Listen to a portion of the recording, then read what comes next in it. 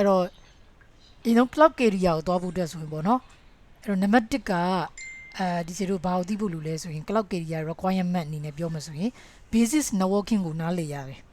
cloud computing ကိုလေ့လာဖို့အတွက်ပေါ့နော်အဲ့တော့ basic networking ကိုနားလည်ရတယ်ဆိုတော့ဒီသင်ခန်းစာဘာလို့တင်တာလဲဆိုရင်ကိုကသူများ cloud က trend ဖြစ်နေတယ်ပေါ့နော် cloud ကိုလုပ်မယ်ပေါ့နော်အဲ့လိုမျိုးဟိုပတ်ဝန်းကျင်မှာကြားပြီးတော့ကိုကဒီ cloud ကိုတန်းလုပ်လို့ရလားဆိုတော့မရဘူးเนาะ cloud engineer တယောက်ဖြစ်ဖို့အတွက်ဆို cloud ကိုစတင်လေ့လာဖို့အတွက်ဆိုရင်နံပါတ်1အနေနဲ့ basic networking ကိုနားလည်ရတယ်အဲ့တော့ IP addressing subnetting VPN firewall routing basis ပေါ့နော် server ရဲ့အကြောင်းတွေ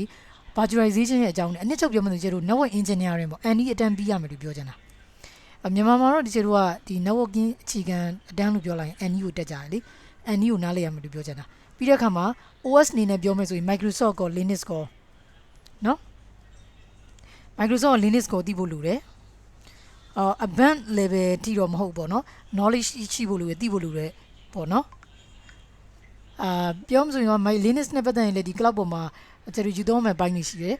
အဲ့တော့အဲ့ Linux OS တွေကိုလည်း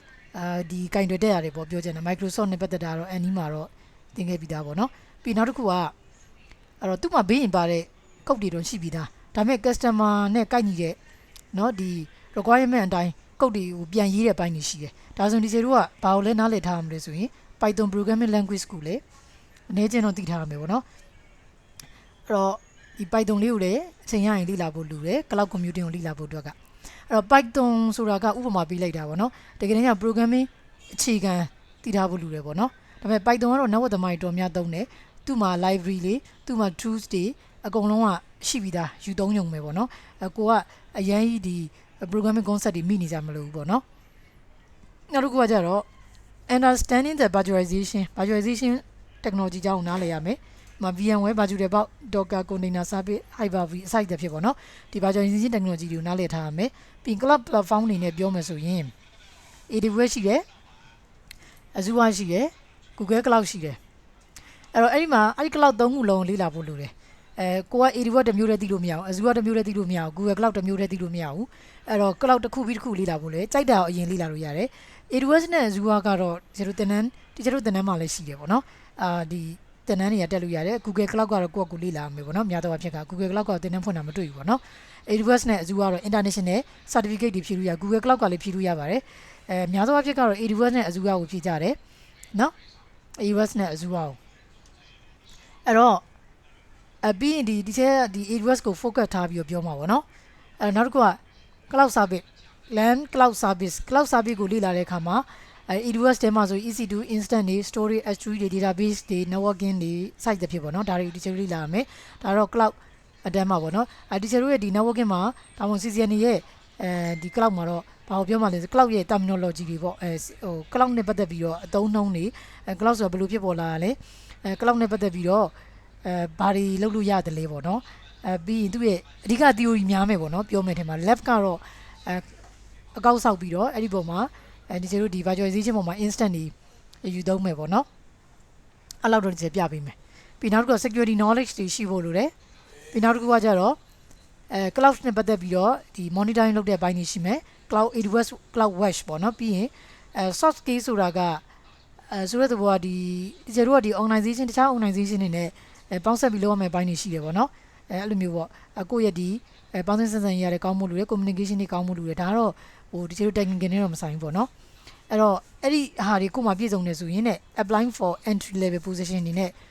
အလုပ်လျှောက်လို့ရတယ်ပေါ့နော်ဟုတ်ပြီနော်ဒါက cloud ကိုလေ့လာဖို့အတွက်ကို့မှာလိုအပ်တဲ့အခြေခံ requirement တွေပေါ့နော်ဒါပေမဲ့အခုကျဒီထဲ Python ရလာဆိုမရဘူးဒါပေမဲ့လည်းဒီထဲ cloud နဲ့ပတ်သက်ပြီးတော့လေ့လာတယ်အလုပ်တော့ဖြစ်ပါတယ်ဒါပေမဲ့လည်းဒီချိန်ခုနပြောသလိုပေါ့တကယ် customer နဲ့ထိတွေ့တဲ့အခါကျရင်အဲ့ဒီ customer တွေကသူတို့လိုအပ်ချက်ရဒီချိန်တို့ကုတ်တွေ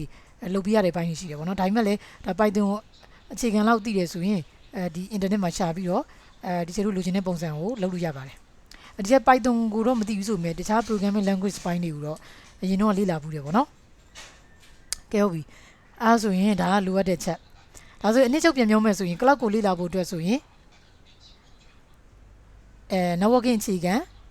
ရှင်းရှင်းပြောရင် Linux ပြီးရင် CCN ဒီသုံးမျိုးပြည့်စုံနေဆိုရင် cloud ကိုစပြီးတော့လုပ်လို့ရပြီဒီရှေ့တုန်းကလည်းပြောခဲ့ပါတယ်networking ကို လုပ်တဲ့အခါမှာအခုနောက်ပိုင်းမှာတော့ဒီ traditional networking ဖြစ်တဲ့ CCNA ပြီးရင် MBO ဆက်သွားတာတို့ဘာလို့မလုပ်တော့ဘဲနဲ့နောက်တစ်ခုက system ဘိုင်းဆိုလဲ advanced server ဘိုင်းနေပြီးရင် Microsoft 365တို့ဘာလို့ညာလို့เนาะတနည်းအားဖြင့် system ဘိုင်းတွေကိုသွားတာမဟုတ်တော့ဘဲနဲ့ဒီ cloud ရဲ့ဒီ career ကိုသွားခြင်းနေဆိုရင်เนาะဆရာတို့ဒီ foundation အရင်တော့လည်းပြောခဲ့ဘူးလေ foundation တစ်ခုအနေနဲ့ A+ NE Linux CCNA ပေါ့เนาะဒီအတန်းနေ foundation တွေပြီးသွားတဲ့အခါမှာဒီဆရာတို့ cloud ကိုတန်းပြီးတော့သွားလို့ရတယ်ဒါတော့ကိုယ်စိတ်ကြိုက်ပေါ့เนาะtraditional networking ဖြစ်တဲ့ network engineer ဘိုင်းကိုသွားခြင်းနေဆိုလဲ MBO ဆက်တက်မယ်ပေါ့ပြီးတော့ system ဘိုင်းကိုသွားခြင်းနေဆိုလဲ advanced server ဘိုင်းနေ Microsoft 365တို့เนาะဒီဟာတွေဒီဆရာတို့ဆက်သွားမယ်ပေါ့เนาะအဲ့လိုသွားလို့ရတယ်cloud ကိုသွားခြင်းနေသူကလည်း AWS တို့မဟုတ် Azure ကိုတက်လို့ရပြီเนาะအဲ့တော့ဒါဆိုရင်ဒီလို AWS ရဲ့အကြောင်းကိုပြောမယ်ဒီနေ့မှာเนาะ AWS နဲ့ပတ်သက်ပြီးတော့ AWS က course တွေဘယ်လိုမျိုးmanage လုပ်ထားတယ်လဲပေါ့เนาะဟုတ်ပြီเนาะခဏလေးเนาะကြုံမှုလဲဆိုတော့cloud computing လို့ကြီးညာတဲ့အချိန်မှာသူ့ဘက်သူမိမိသဘောဆန္ဒရောက်ဒီအတန်းအပ်တယ်ပြောချင်တာသိရမှာပြီးလဲပြီးတော့ကိုမှ networking အခြေခံလည်းမရှိဘူးเนาะ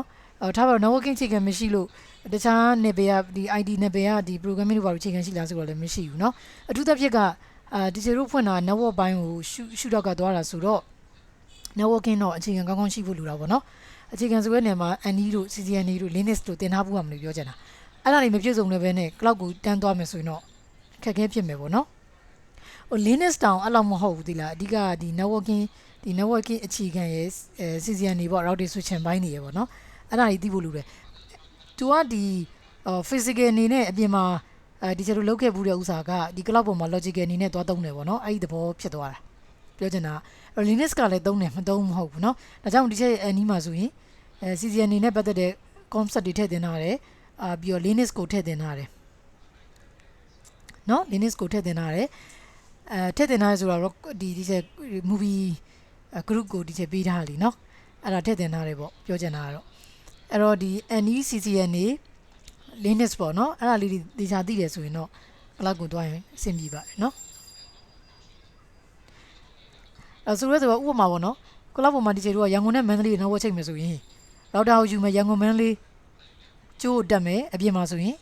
IP sign လုပ်မယ် routing ရေးမယ်ပေါ့เนาะအဲ့တော့ cloud ပေါ်မှာလည်းအဲ့တိုင်းပဲလုပ်ရုံပဲ cloud ပေါ်မှာလည်းမလုပ်မလဲဆိုရင်ဒီချေတို့ဒီ network ရဲ့ဒီ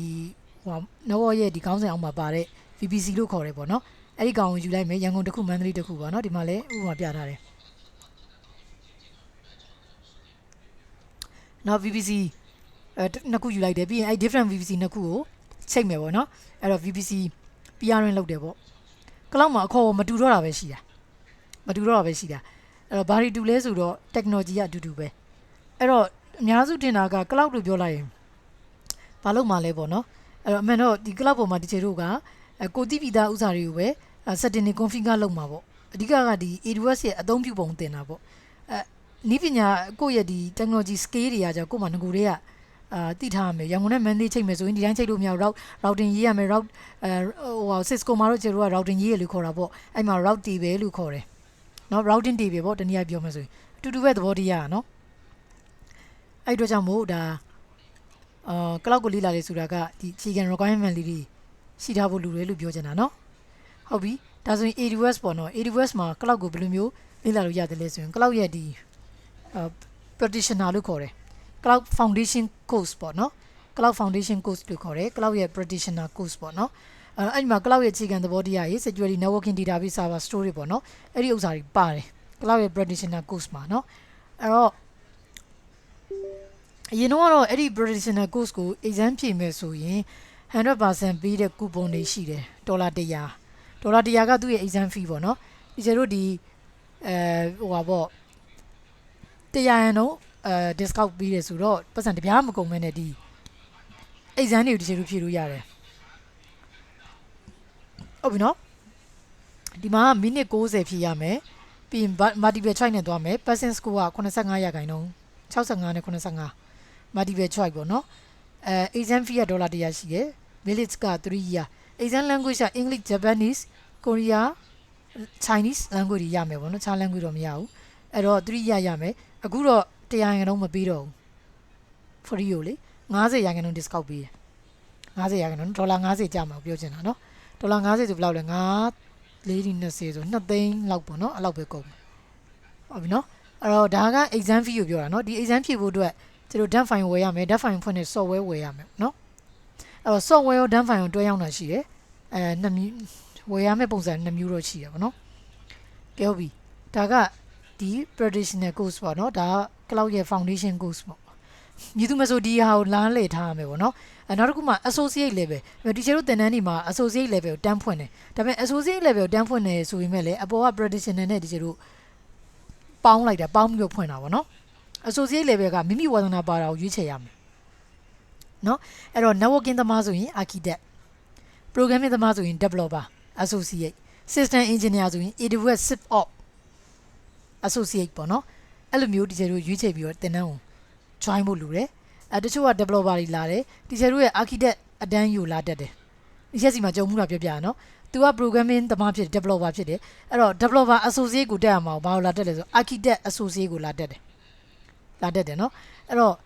အဲ့ဒီမှာအကျိုးရှိတယ်လားလို့မေးရင်အကျိုးတော့ရှိပါတယ်ဒါပေမဲ့တခုရှိတာ networking နဲ့ပတ်သက်တဲ့ဒီ module ကိုသင်တဲ့အခါမှာတော့ तू စိတ်ဝင်စားမှာမဟုတ်ဘူးပေါ့နော်ဒါပေမဲ့တချို့ကလည်းသူတို့ကိုယ်တိုင်က developer ဖြစ်တယ်ဒါပေမဲ့လည်းဒီ architect associate ကိုသူတို့က join တယ် developer associate လည်း join မှာလိလာခြင်းလို့ပေါ့ပြောချင်တာတချို့ကကျတော့ networking ကိုလုံးဝမသိထားတော့လုံးဝမလိလာခြင်းအဲ့လိုဆိုရင်တော့သိကြတယ်ဘာလို့မလဲဆို developer associate ကိုတက်ရမယ် architect associate ကိုလာတက်လို့မရဘူးเนาะ architect associate ကိုတက်တယ်ဆိုရင်တော့ network ရဲ့network အကြောင်းတွေပဲပြောမှာဖြစ်တယ်ဒါပေမဲ့ network တမမဟုတ် network တည်တတ်မဟုတ်ဘူးเนาะအဲ့မှာ database အကြောင်းပါတယ် networking အကြောင်းပါတယ်เนาะသူတို့ကတော့ဒီ developer အကြောင်းဖြစ်သွားမှာပေါ့ဒီ networking နေရာမှာပြောချင်တာเนาะအဲ့တော့developer associate မှာဆိုရင်တော့ developer တွေဥတည်ပြီးတော့သွားဒီ course ကိုသင်မှာပေါ့เนาะတကယ်တော့ network ဒီ architect associate ဆိုတာ network သမားတွေဥတည်ပြီးတော့သွားတဲ့ course ဖြစ်တယ်ပေါ့เนาะအဲ့ဒီမှာလည်းတော်တော်များမသိကြအောင်เนาะ associate level မှာကိုယ့်ရဲ့ဒီကိုယ့်ရဲ့ career နဲ့ပတ်သက်တဲ့เนาะ course ကိုတက်ရောက်ရမယ်ဆိုတာကိုမသိဘူးเนาะမသိဘဲနဲ့တက်ချင်တာတက်တယ်ပေါ့เนาะအဲ့တော့ဆိုတော့တဘောကလေ course တင်တဲ့တစ်ခုစုံစမ်းမယ်ဆိုဒီ course outline တိချကြည့်เนาะ course outline ကိုကြည့်ပါ course outline ကကိုလုတ်ချင်တဲ့ဥစ္စာတွေဟုတ်သလားဟိုခေါင်းစဉ်ပဲမကြည့်နဲ့လေเนาะပြောချင်တာအဲ့လိုမျိုးပေါ့เนาะတေချာလေးကြည့်ဖို့လိုပါတယ်နောက်တစ်ခုက system engineer အတွက်ပေါ့เนาะဒါဆိုရင်လည်းအနည်းချုပ်ဒီချေတို့ပြန်ပြောမယ်ဆိုရင် networking သမားအတွက်ဆိုရင် cloud practitioner cloud foundation architect associate architect professional ဆိုပြီးတော့ဒီသုံးခုတက်ဖို့လိုအပ်တယ် network သမားတယောက်အတွက်ဆိုရင်ပေါ့เนาะနောက်တစ်ခုက developer အတွက်ဆိုရင်တော့ cloud practitioner architect associate ကတက်လဲရမတက်လဲရတယ်ပြီးရင် architect ဒါ DevOps engineer sorry ဒီမှာ cloud practitioner ကို developer associate architect associate နော်ဒီမှာဒီချက်ပြောချင်တာဒီနေရာမှာသူကြော်ချင်းကြော်လို့ရတယ်ပြီးတော့ DevOps engineer professional ဆိုပြီးတော့သူကလည်းဒီ1နှစ်4ပေါ့နော်အဲ့ဒါဒီသင်ဖို့လိုတယ်နောက်တစ်ခုကအခုလုံးဝနာမည်ကြီးနေတဲ့ဥစ္စာပေါ့နော်DevOps engineer တဲ့နော် DevOps engineer cloud ကနေတဆင့်တက်လန်းမဲ့ဥစ္စာပေါ့နော်အဲ့တော့ cloud practitioner ဖြစ်တဲ့basic foundation ကိုတက်မယ် architect associate architect professional developer associate သူကကြတော့လေdeveloper ဘိုင်းကိုလည်းသိဖို့လိုတယ်เนาะဒီ network ကိုတချို့ကလည်းဒီ DevOps engineer လို့ပြောရင် network ပတ်ချမ်းကလည်း DevOps engineer လုပ်တယ် programming ပတ်ချမ်းကလည်း DevOps engineer လုပ်တယ်เนาะDevOps engineer လုပ်တယ်အဲ့အတွက်ကြောင့်မို့ network သမားတက်တဲ့ architect ကိုလေ့လာရမယ် developer သမားတက်တဲ့ developer associate ကိုလေ့လာရမယ်ပြီးရင် DevOps engineer professional ဆိုတဲ့ဟာကိုလေ့လာရမယ်သူကတော့9ဆင့်လေ့လာရမယ်ပေါ့ DevOps engineer ဖြစ်ဖို့အတွက်ပေါ့နော်အဲ့ဒီဥစ္စာကဒီ DevOps engineer ကအကျေတပွင့်တင်တာတော့တင်တန်းနှစ်ခုကိုတော့သိရပေါ့နော်ဒါပေမဲ့တစ်ခုကတော့ဈေးတော်တော်များတယ်နောက်တစ်ခုကတော့မစိုးပါဘူးသိရမလားဆိုရဲတဘောကွာဒီ DevOps engineer ဒီနေ့ခေတ်မှာဒီကျေတို့ဒီ develop ဖြစ်နေတဲ့ဥစ္စာပေါ့နော်ဒီကဘာမှာလည်းဒီလာကအရာပြောမယ်ဆိုလဲအများဆုံးရတယ် DevOps engineer เนาะလာကအများတင်ရမယ့်ဥစ္စာလည်းကြည့်အောင်နေเนาะသူက developer concept လည်းရှိရမယ် network သမားရဲ့ concept လည်းရှိရမယ်ပြီးတော့မှအဲ့ DevOps မှာပါတဲ့ tools တွေ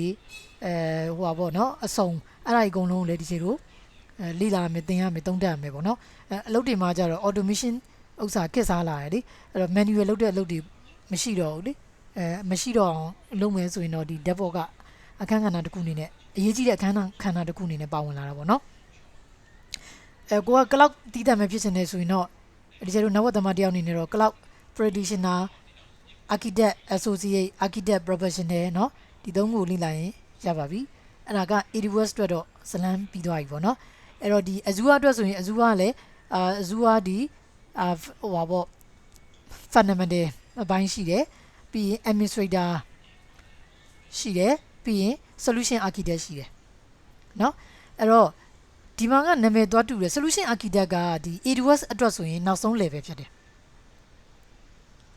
ဒီမှာကျတော့ architect ချင်းတူလို့เนาะ architect associate နဲ့ architect professional ဆိုပြီးခွဲထားတာဒါ professional ဖြစ်မှာနောက်ဆုံး level ဖြစ်မှာเนาะ associate level ကဒုတိယဆင့်ပဲရှိသေးတယ်တတိယဆင့်က professional level ပေါ့เนาะဟုတ်ပြီအဲ့ဆိုဒီကျတို့ဒီမှာ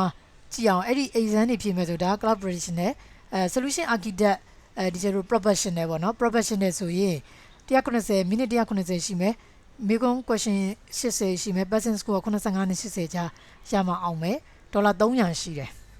ဒေါ်လာ300ဆိုရင်ဒီကျတို့မြန်မာငွေနဲ့73သိန်းလောက်ဖြစ်မယ်ပေါ့เนาะ73သိန်းရေဒီကျတို့ဒီဟို software dan file ဖွင့်မဲ့ software dan file ဒေါ်လာ250 550ရှိမှရမယ်ပေါ့နော်920 22သိန်းလောက်ပေါ့နော်အဲ့လောက်မှဒီ exam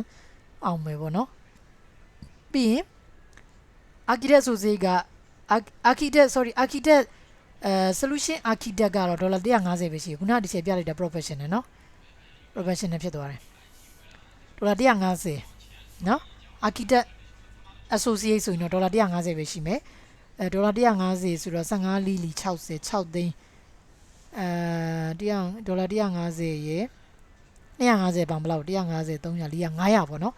5လီ20ဆိုအေးပေါ့သိန်း20ကျော်တာပဲနော်အဲ့တော့တော့ကြမှာပေါ့နော်